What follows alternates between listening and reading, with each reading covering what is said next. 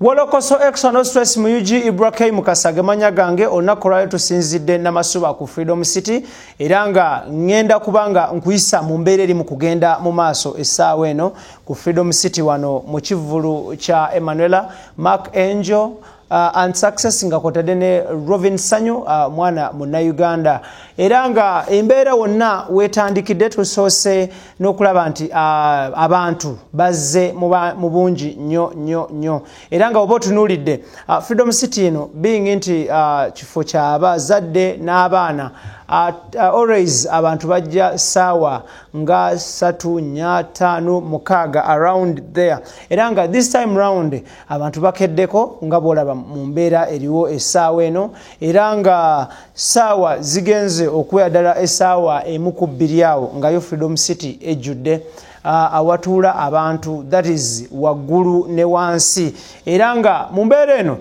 Freedom City eyo gy'oli mu kulaba essaawa eno eri ku njegoyego za Kampala ne Wakiso district so abantu abategekera wano ku Freedom City ebiseera ebisinga baba basanyufu olw'ensonga nti tewabeera kuteteeganyizibwa na KCCA sound tewali sound limit tewali time limit show etandika wonna mwagalidde okutandikira ate neggwa yonna gye mwagali eggwere naye nga olunaku lwaleero tuli ku Freedom City essaawa tuli ku Freedom City tulaba embeera egenda mu maaso ku ntujjo ya Emanuela ne group ye okuva e Nigeria era nga bano basoose kubeera wali ku Serena Hotel Kampala bwe bakoze show eyabadde ey'amaanyi mu luzungu oyinza okugiyita VIP show then wano ne bakola kye bayita family show era nga abazadde bajjumbidde nnyo omulanga baleese abaana mu budde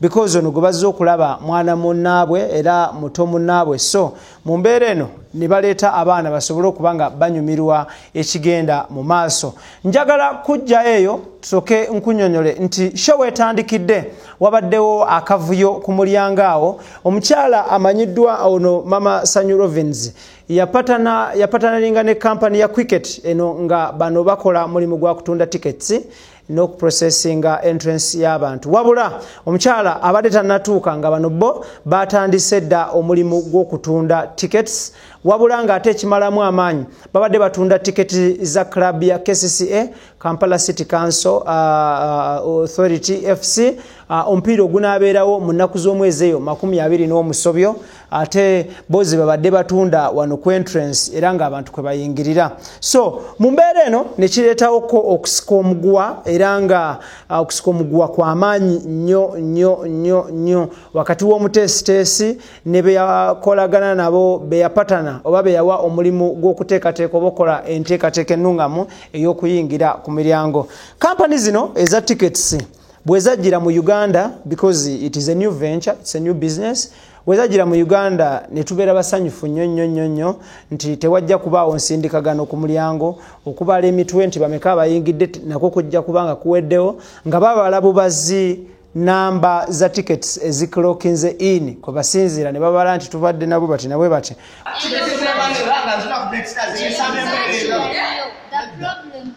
March 28th. Yes. Naye people were so I'm not disputing that. Nchikirize tukitegera.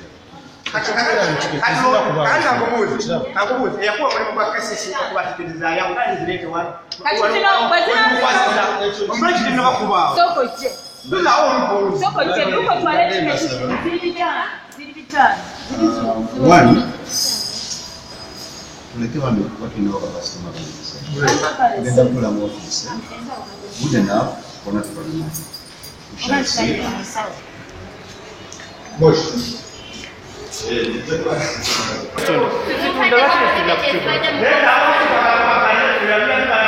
Lwaki zino za njawulo ne ziri? Tukola ebivulu bingi kino state. Tukola ebivulu bingi ki? Lwaki zino za njawulo na ziri? Bakubuuza ddamu. Lwaki zino za njawulo? Alina kusamba, yogera. Lwaki zino tiketi za njawulo ne ziri? Ne ziri wa? Ne ziro. Eno event ndala munnaye. Lwaki ndala zikola kiwa? Lwaki ozze wano? Zikola kiwa? Zikola kiwa? Ezina kyezikolawo. kati omanyi kyebakoze eno event alirudda wa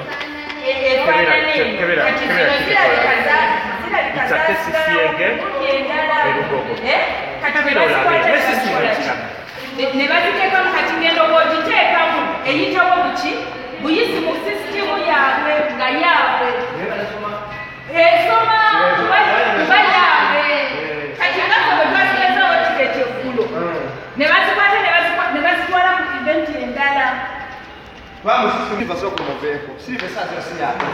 wabula ate bwebanga kampani ateze eziri mu kukola ebintu by'ekiyaayo oba ebyekifere then awo abantu abasinga abategesi b'ebivulu boolekedde okuddayo ku nteekateeka eri enkadde ey'okuyimirira oli n'asolooza essente omu ku omu bw'ayuza obukonge okuva mu katabo then oluvannyuma n'abala obukonge nti natunze obukonge omutwalo gumu be bantu omutwalo gumu. So gye biggweredde yogayoga nga baba tutte ku poliisi embeera nga bw'oli mu kugirabaawo obali mu ofiisi nga babazinzeeko babasazeeko baba tutte ku poliisi enamasuba ebyeyo ne tubireka eyo ne tudda ku ntujjo eyatulese olunaku olwaleero.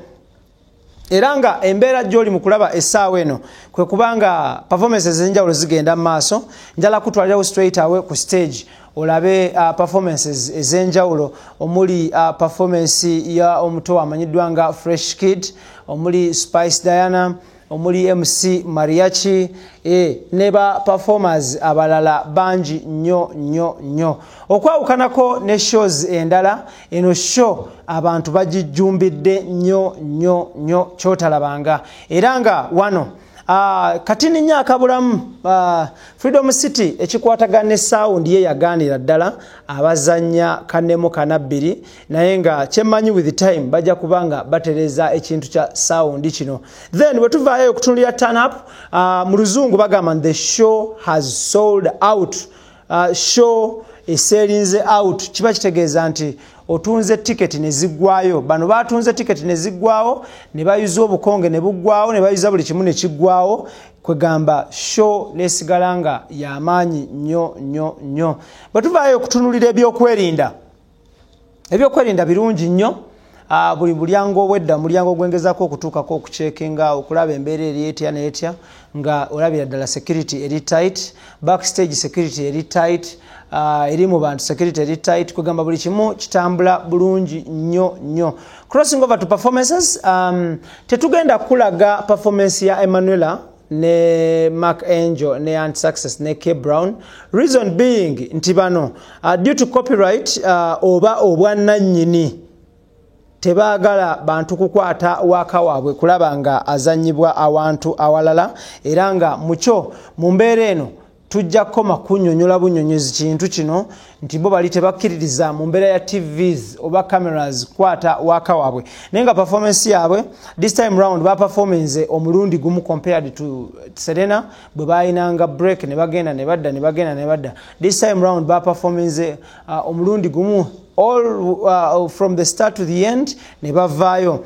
Then bwe tuba tuvuddeeyo njagala tutunuulire omuto amanyiddwa nga Sanyu Rovins nyini show eno eyaleeta Abanigeria bano. Omuto ono ye first time ye okuyimbira ku live band era nga abadde akola rehearsals bulungi nnyo nga bw'okiwulira era nga wano kino kyongera okuteekawo embeera okuvuganya okw'amaanyi wakati w'abaana abato mu ab'enjawulo era nga mu baana bano abakulemberwamu Fresh Kid, Rovin Sanyu, Felista the Superstar, the Ghetto Kids, Galaxy Kids n'abaana abalala bangi nnyo. So mu mbeera eno kino kikulaga nti competition eri tight, competition eri stiff nti kati omwana nga Rovin Sanyu asobola okuvaayo n'ayimbira ku band, omwana ng'ono asobola okuba n'emikwano gye ne giva West Africa, Nigeria ne gijja e Kampala okumwembracinga. So at the end of the day music eyo ly'eddaala lyatutte.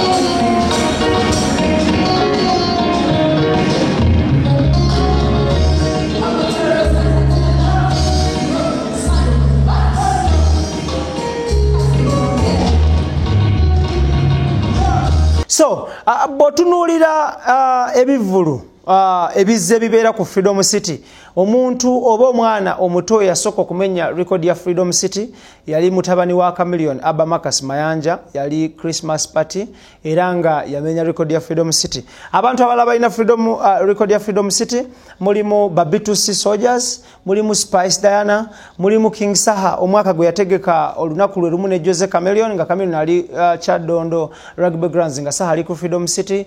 Then ne mubaamu n'omuyimbi amanyiddwa nga David Lutalo. Bebamu ku bayimbi abazze babeera ne record ya Freedom City okubanga show ejjula. Then omulala ye Chris Evans ne Rema Namakula era nabo bano bamenya record ya Freedom City. Nga tuvuddeyo okwongera ku performances here and there wabaddewo Ediawe ya performance bulungi nnyo. His performance was so great and good. Jukira yateteganyizibwamuko ku Serena wano we yasobodde okweyabiza obulungi nasobola okubanga ayimbira abantu bulungi nnyo.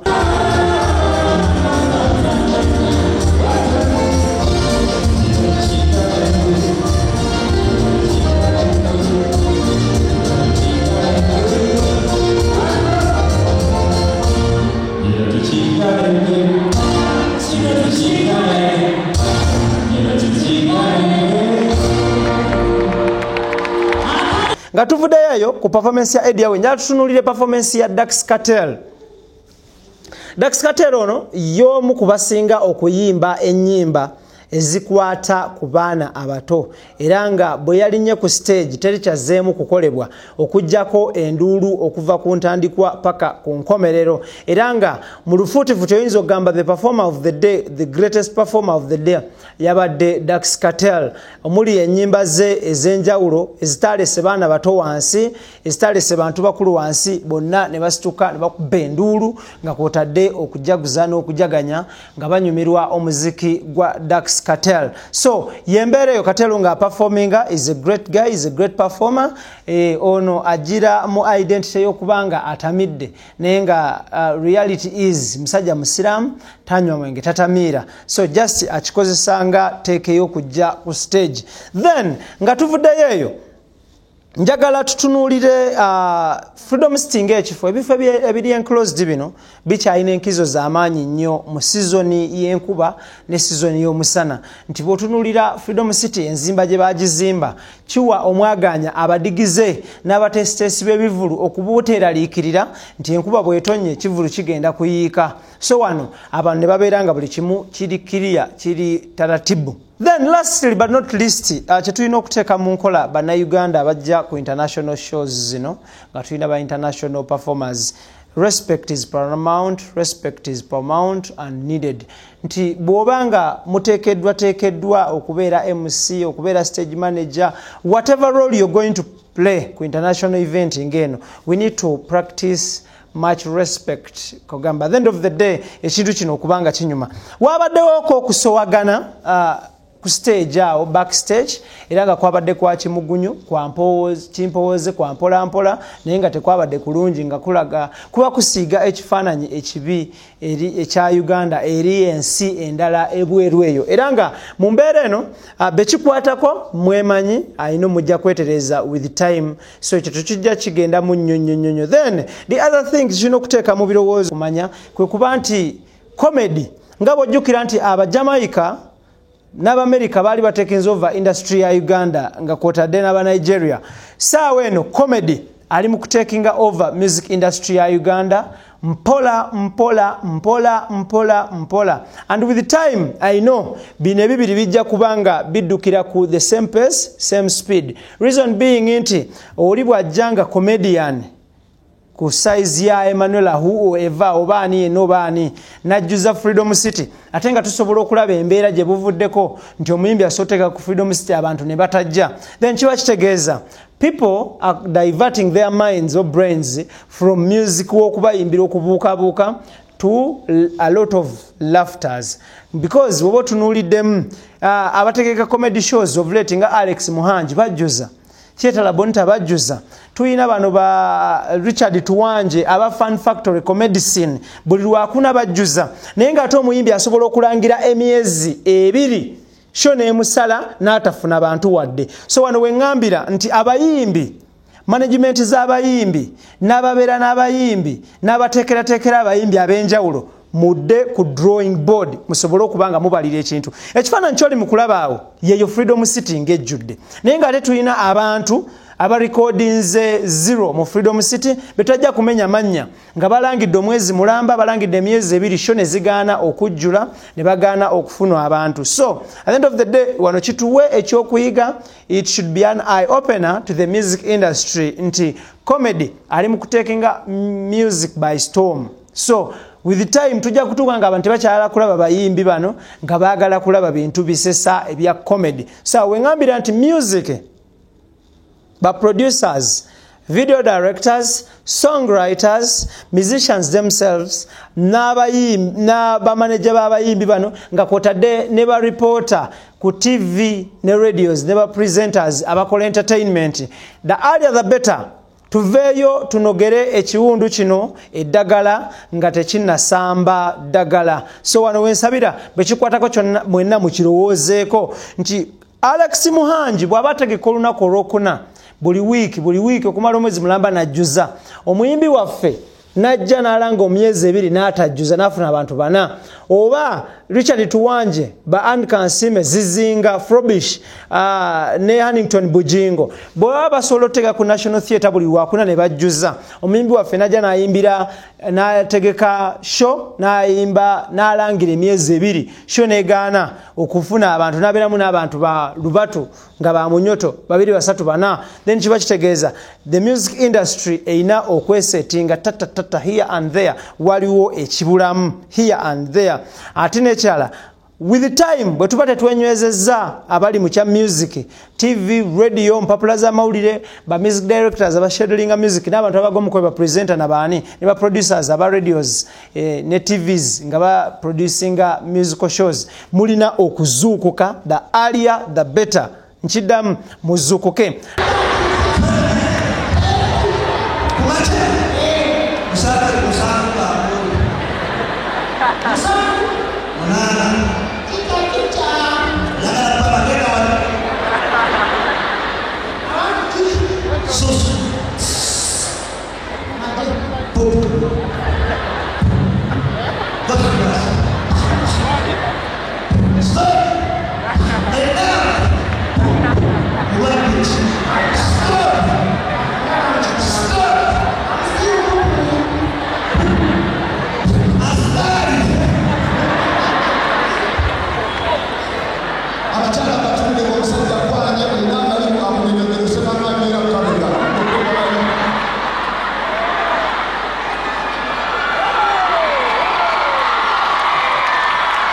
Quando eu vou